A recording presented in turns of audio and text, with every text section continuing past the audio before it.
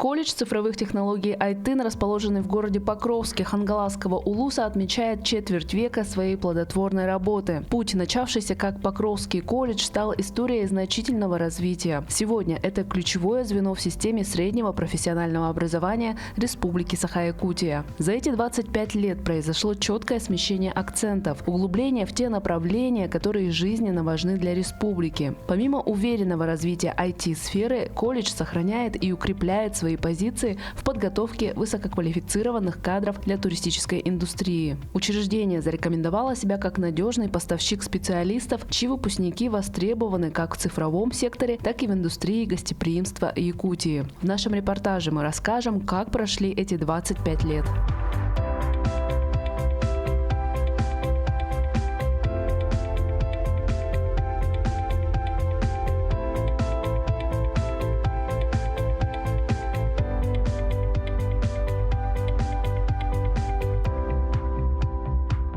Идея создания колледжей на базе вузов в промышленных и крупных районах республики, в том числе и в Покровске, родилась 25 лет назад по инициативе первого президента Якутии Михаила Николаева. Первым руководителем Покровского колледжа стала Анна Шадрина. Она энергично приступила к формированию нового учебного заведения. Изначально специальности касались физико-математического профиля, геологии и иностранных языков. Вскоре к ним добавилось направление государственное и муниципальное управление. Одним из тех студентов, кто получил диплом по этой специальности, был Наум Устинов, ныне глава Немигюнского наслега. Я сам целенаправленно заинтересовался учебой, потому что я имел желание идти к госслужбе, и меня привлекло государственное и муниципальное управление, и я не ошибся люблю свою профессию. В нашей группе были с Тампонского района, Сунтарского, Намского, Кебеи, Горный и Верхоянского даже было. Сейчас с ними всеми мы связь держим. Кто-то районной администрации работает, кто-то с соцзащитой работает, кто-то в детской спортивной школе. И в то время куратором работала Алексеева Майя Афанасьевна. Сейчас она работает в второй школе в городе Покровска, преподавателем тоже. В те годы Покровский колледж функционировал как структурное подразделение Якутского государственного университета, ныне Северо-Восточного федерального университета. Это давало студентам возможность посещать лекции в Якутске или принимать у себя преподавателей ЕГУ. Ценным было и то, что свои часы вели действующие муниципальные служащие. Этот практический опыт стал для Наума Устинова, например, наиболее ценным.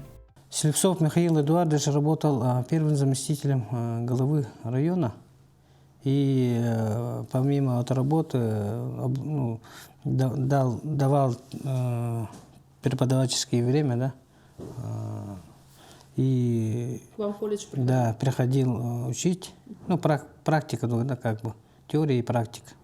И там мы проводили местные выборы, и в настоящее время как ведется муниципальная работа, он ознакомливал, И мы там со стороны молодежи ставили вопросы, свои видения. И после окончания стали коллегами. Михаил Эдуардович работал руководителем внутренней политики республики. Мы с ним, когда встречаюсь, всегда здороваюсь и вспоминаем годы.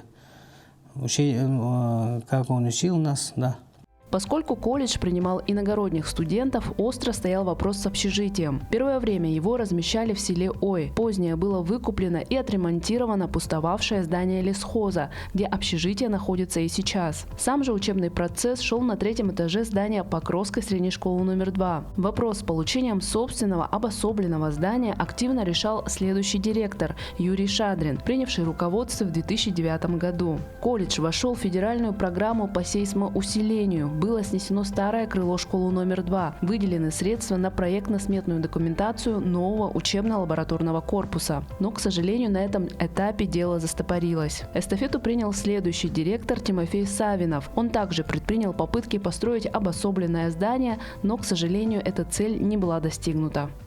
В 2018 году колледж возглавил молодой и амбициозный Владислав Хабаров. Он вдохнул в работу колледжа новое дыхание и переориентировал вектор развития в сторону чемпионатного движения WorldSkills, которое сегодня известно как «Молодые профессионалы». Если раньше студенты колледжа были только участниками, то Владислав Хабаров поставил задачу сделать колледж одной из официальных площадок для проведения чемпионата. После того, как я стал директором, мы сразу же поняли, что у нас есть, во-первых, IT-специальности, да, веб-дизайн, разработка, например, по которым они только участвовали, но я понял, что для того, чтобы развиваться, не надо только участвовать в компетенциях, а нужно самим проводить, быть организаторами этих компетенций. Поэтому мы взяли совершенно новые направления для республики. Это интернет вещей, 3D-моделирование для компьютерных игр. И начали проводить эти компетенции у себя в Покровске. То есть раньше, если мы ездили в город Якутск принимать участие, а потом и на Россию, то мы сейчас сами завлекали сюда студентов. Стали одной из площадок. Да, одной из площадок проведения для того, чтобы, первое, наши студенты повышали свои компетенции, да. Второе, это то, чтобы эти новые направления для республики развивались в Покровске. Ну и третье, это для повышения своих организаторских качеств и для преподавателей, и для сотрудников колледжа, чтобы мы могли стать одним из площадок проведения. Это очень сильно повышает свою компетенцию и сотрудников, и преподавателей. В годы своей работы Владислав Хабаров добивался значительного укрепления материально-технической базы по IT-профилю. Результатом стало получение грантовых средств в рамках национального проекта образования на сумму более 32 миллионов рублей. Эти средства пошли на оснащение 5 современных учебных мастерских по ключевым IT-компетенциям: веб-дизайн и разработка компьютерных игр и мультимедийных приложений, разработка виртуальной и дополненной реальности, разработка мобильных приложений и кибербезопасность. Открытие этих мастерских состоялось в октябре 2020 года. К этому моменту директором уже стал Сергей Сосолятин, который возглавляет колледж по сей день. Он продолжил усиливать работу в IT-направлении и стал инициатором смены названия. Учреждение получило свое современное имя – колледж цифровых технологий Айтын. Мы очень долго думали, и колледж цифровых технологий Айтын, это дословно переводится как «Айбыкынтын наш», или «Твори и воплощай жизнь». У нас сейчас колледж работает по IT-направлению, и второе направление – это туризм. За последние годы колледж получил лицензии на ряд новых востребованных специальностей. Ежегодно объявляется набор на актуальные направления, и руководство планирует дальнейшее расширение перечня с учетом запросов рынка труда региона и страны. По IT-направлению мы позапрошлом году открыли совместно с Якутским медицинским колледжем специальность медтехник, который в этом году мы планируем на бюджет, на следующий учебный год. В этом году мы открыли разработку компьютерных игр виртуальной дополненной реальности. Мы уже начали обучение. И в следующем году мы планируем открыть искусственный интеллект.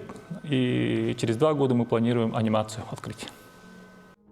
Основа основ любого успешного образовательного учреждения – это сильный и слаженный педагогический коллектив. Сейчас в Айтыне работают 33 преподавателя. Самый продолжительный стаж у Марианны Адамовой, которая отдала работе в колледже 20 лет. В прошлом году она вошла в 100 лучших педагогов Якутии по версии одной из нефтегазоразведочных компаний Дальнего Востока и была удостоена премии в размере 100 тысяч рублей. Особо стоит отметить педагогов из числа выпускников колледжа, например, Леонида Михайлова.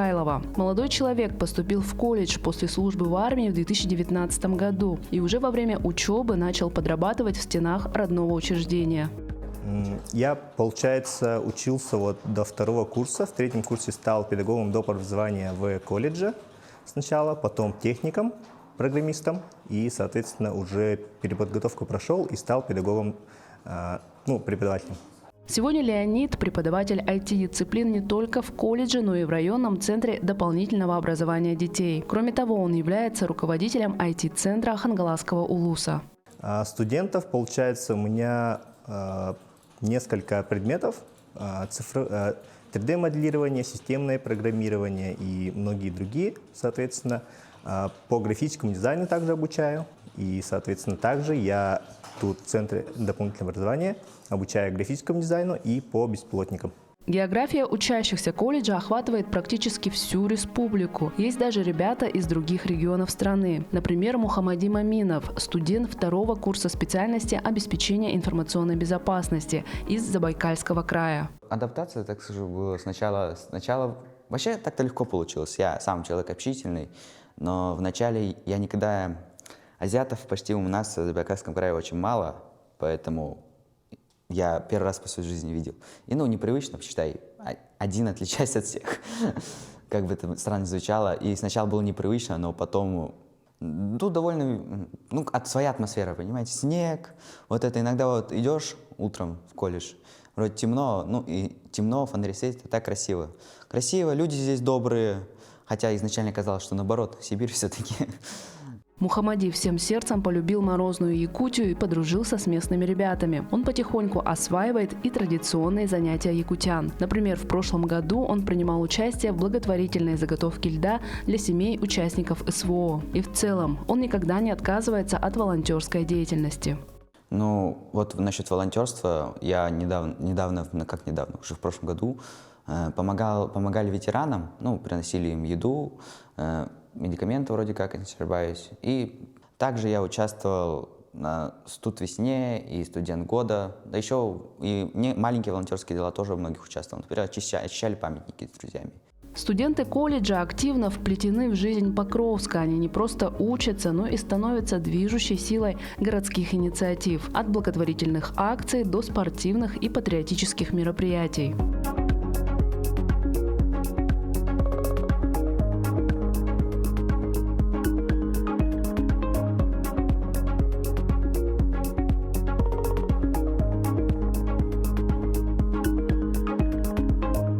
Колледж расширяет свои границы. В 2023 году было открыто отделение в Горном Улусе.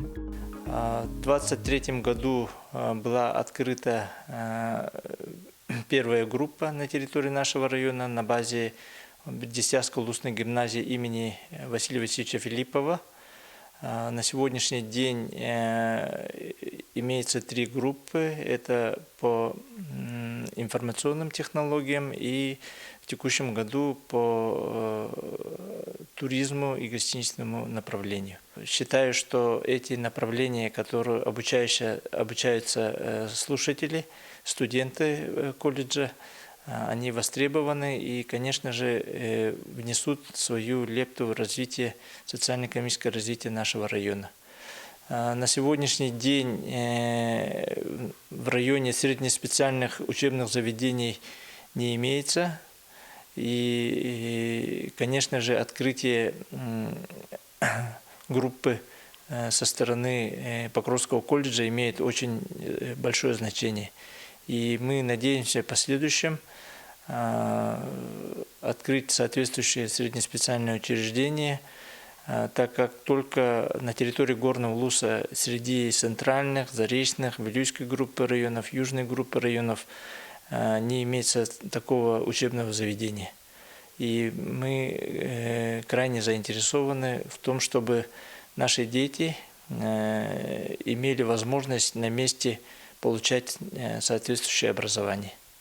Руководство колледжа во главе с Сергеем Сысолятиным делает большую ставку на профориентацию, начиная работу буквально с детского сада. Проводятся специализированные IT-курсы и конкурсы для дошколят. Например, колледж выступил учредителем первого детского IT-фестиваля «Айтын Kids». Это для дошкольных групп мы проводим чемпионат, и мы назвали его «Айтын Kids», который по 5 компетенциям мы проводим чемпионат для дошкольников. Для ребят это очень интересно. И самое главное, это знакомство с будущей профессией. И вот по опыту скажем, что для ребят это весело, интересно и очень красочно. Не забывают в Айтыне и об активном образе жизни. Проводятся традиционные спартакиады среди работников образования Улуса, а студенты соревнуются в таких нестандартных дисциплинах, как легкоатлетический биатлон.